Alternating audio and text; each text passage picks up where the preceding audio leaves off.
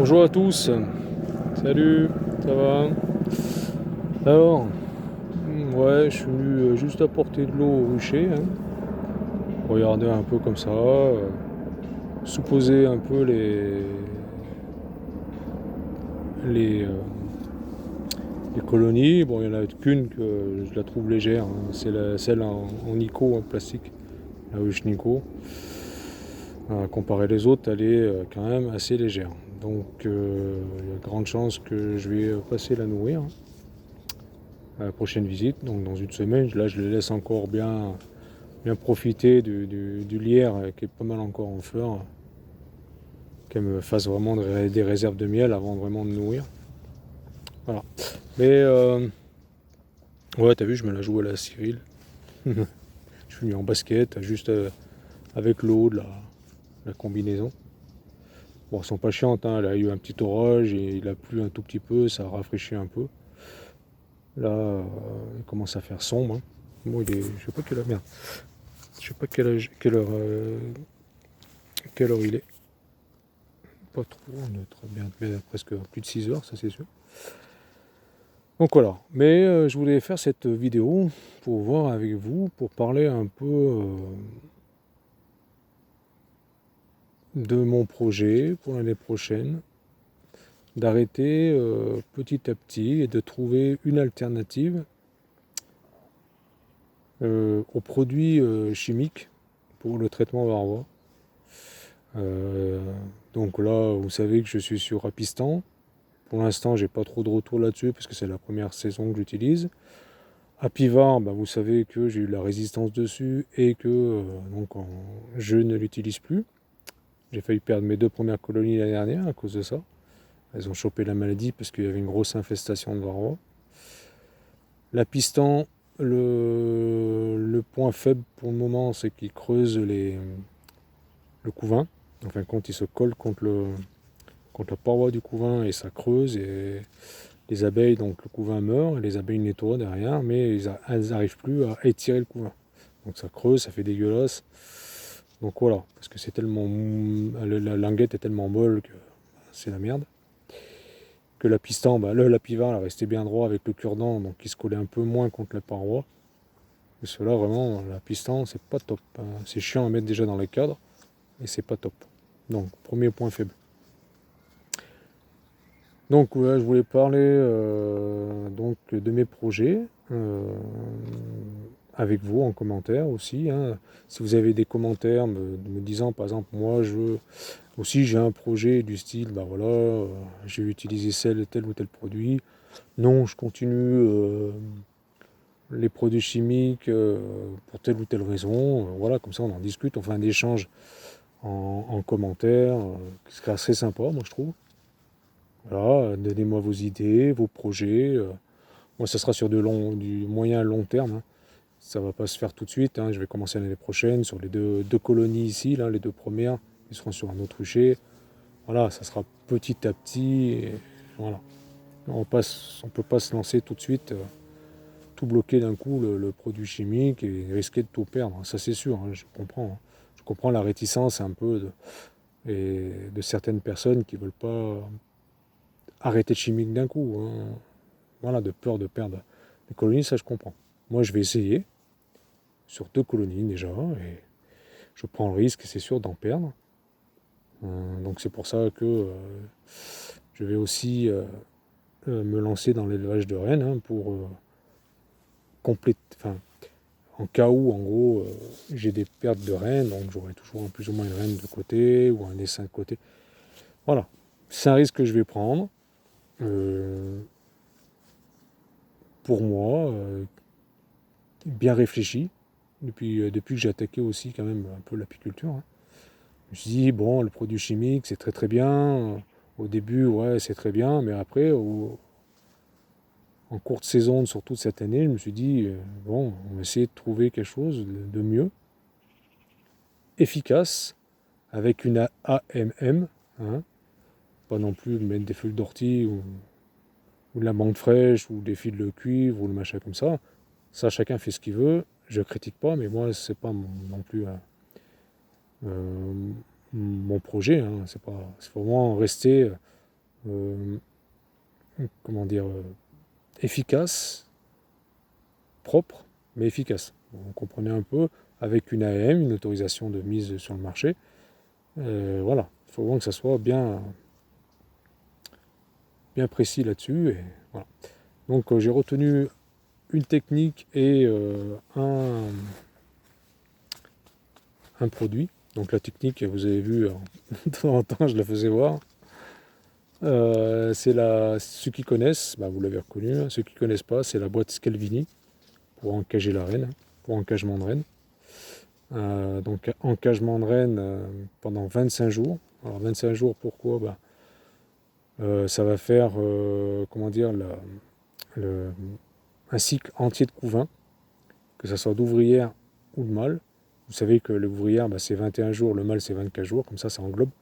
Ça couvre vraiment la totalité d'un couvain, deux types de couvain, ouvrière et mâle. Pour que donc la technique consiste à voilà, vous mettez votre reine dans la boîte, vous fermez, vous encastrez votre boîte dans un cadre de couvain. Alors, ou cadre de couvain, mais bon, ce qui nécessite de découper du couvain, donc sacrifice d'une partie du couvain. Ou alors, vous verrez sur le site que je vais mettre en lien, sur le descriptif, il y en a qui utilisent, et ce que je vais utiliser moi, une partition. Alors, ou partition bois, ou partition en V, du polystyrène extrudé, là, tu sais, le rigide, là. Pareil, vous découpez, vous encastrez ça dans votre colonie. Alors le cadre de couvain, si vous utilisez des cadres de couvain, la technique avec le cadre de couvain, vous mettez au milieu du couvain, donc il n'y a pas de problème. Mais si vous mettez avec la partition, vous mettez en bord de couvain. Vous n'allez pas séparer, vous savez pour quelle raison, vous n'allez pas séparer le couvain avec une partition. Voilà. Ça serait expliqué aussi là-dessus, hein, sur le lien. Enfin, en gros, on ne sépare pas le couvain avec une partition. On le met en bord de couvain juste après le cadre de pollen. Voilà. Mais bon, ça sera c'est un peu long à vous expliquer. Ça fera une vidéo un peu longue. J'en ferai peut-être une autre en cours de saison prochaine pour vous expliquer correctement. En gros, vous encagez votre reine là-dedans, dans cette boîte. La reine va continuer à pondre parce qu'en fin de compte, les alvéoles ont une profondeur bien spécifique et la boîte aussi, elle a une épaisseur bien spécifique. Elle fait 17 mm avec le couvercle. Donc la reine pond, continue à pondre, ça pond. Les abeilles peuvent passer entre les espacements là, qui est le même espacement qu'une grille à reine. Donc s'occupe de la reine, elle a toujours sa cour, il y a toujours un échange de phéromones. Donc la colonie ne se sent pas orpheline, ça dépend lesquelles. Donc quand même, en cours de l'engagement, il faudra quand même regarder si la colonie ne fait pas de cellules.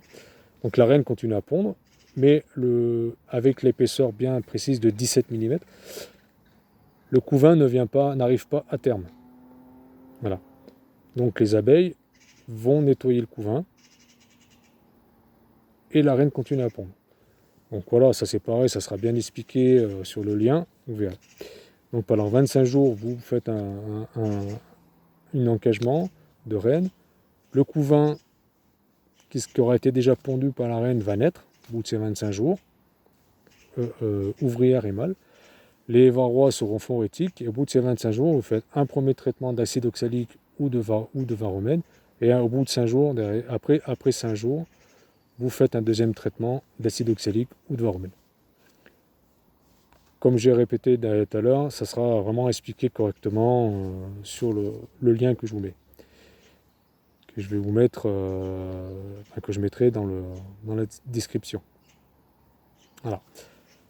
Le produit que j'ai retenu aussi pour moi, pour les quelques colonies que j'ai, ce sera la picoire. Alors, la picoire, je sais que Cookie, salut Cookie, et Rats, salut Rats aussi. J'ai oublié ton prénom, Rats, désolé. L'utilise. Donc je vais l'utiliser aussi l'année prochaine. Et éventuellement, mais ça pareil, je ferai un thème là-dessus, éventuellement en complément de l'encagement de la reine. Parce que je trouve que 25 jours, les varrois, 25 jours sur les dos des abeilles ont le temps de bien l'affaiblir et de l'inoculer des virus. Donc sur les colonies qui ne seront pas en production, vous faites un encagement de reine, plus les traitements apicoires au thymol. Je pense que ça serait un bon complément, un bon complément de techniques et de produits ensemble pour vraiment traiter tous les varrois qui sortiraient du couvain et qui seraient tout de suite éliminés. Mais bon, ça sera un essai. Je vous ferai voir en cours d'année prochaine. Voilà, j'ai pas, ou alors sur une autre vidéo, je vais l'étudier comme il faut, je vais voir si c'est possible. Je vais me renseigner auprès de mon GDSA pour voir si c'est possible aussi. Donc voilà, il faut bien se renseigner après auprès de votre vétérinaire si vous en avez un. Voilà. Parce que moi je trouve que ces techniques alternatives aux chimiques sont pas mal. Là je viens de regarder une vidéo sur Mathieu de Normandie, là, je ne me rappelle plus de c'est le nom de sa chaîne, qui parlait de la technique avec les languettes imbibées d'un mélange de glycérine naturelle et d'acide oxalique. Moi je trouve ça pas mal aussi, hein, mais bon. Ça sera à essayer, à étudier.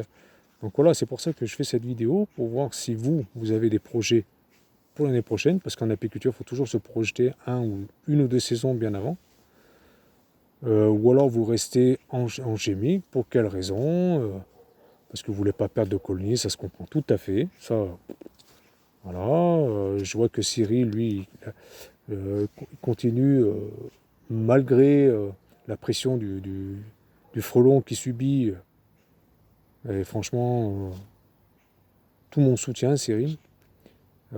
Donc il essaye de continuer son traitement par petites avec pour essayer de suivre en gros une période de couvain. Hein. Donc à chaque couvain, il fait un petit cheat pour vraiment tuer tout le varroa qui arrive à sortir.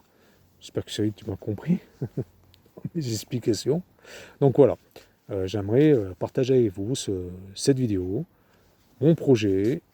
Je ferai des vidéos peut-être courant d'hiver pour vous expliquer un peu correctement. En courant l'année prochaine pour vous expliquer aussi correctement, pour vous faire des vidéos. Là, de toute façon, là, moi, fin septembre, je fais juste la pesée, le nourrissement, comptage varroa, et après ça va reporter. Il y aura toujours un suivi des poids de colonies, mais après ça va reporter ma prochaine ouverture, en gros, prochaine ouverture des colonies, pour moi, ça sera mi-septembre pour le traitement d'acide oxalique. Là, la prochaine ouverture, la semaine prochaine, le week-end prochain, ça sera vraiment pour vérifier à bloc la reprise de couvain, s'il n'y a pas de maladie, s'il y a encore du couvain, c'est la reine ponce, s'il n'y a pas de maladie, les réserves est terminé. Je referme, je fais le comptage varroa et basta. Voilà, donc pour moi. Après pour vous, je sais pas, mais pour moi ça sera ça. Parce qu'après, moi je les laisse tranquilles, j'ai plus y toucher, et puis voilà. Après ça sera juste un entretien du rucher, couper, nettoyer. Là je vais attaquer vraiment à nettoyer le rucher d'en haut là. Le deuxième rucher que j'ai, je vais peut-être continuer, je vais peut-être avoir un troisième rucher un peu en altitude. Voilà. Après c'est un autre chèche de rucher, donc voilà. C'était cette petite vidéo que je voulais faire avec vous, partager avec vous, avec ce petit cadre idyllique. Me la faire à la mode Cyril. Donc bis à tous, courage à tous, merde à tous pour votre préparation à l'hivernage de vos colonies. Cyril, je suis tout cœur avec toi. Hein. Vous entendez mon ventre gargouiller parce que je commence à avoir faim. Moi, je suis un bon mangeur. Je commence à avoir faim. Et donc voilà. Donc c'est tout bon pour moi. Et à très bientôt. Bye bye à tous. Bisous à tous. Salut, salut. À très bientôt. Ciao les amis.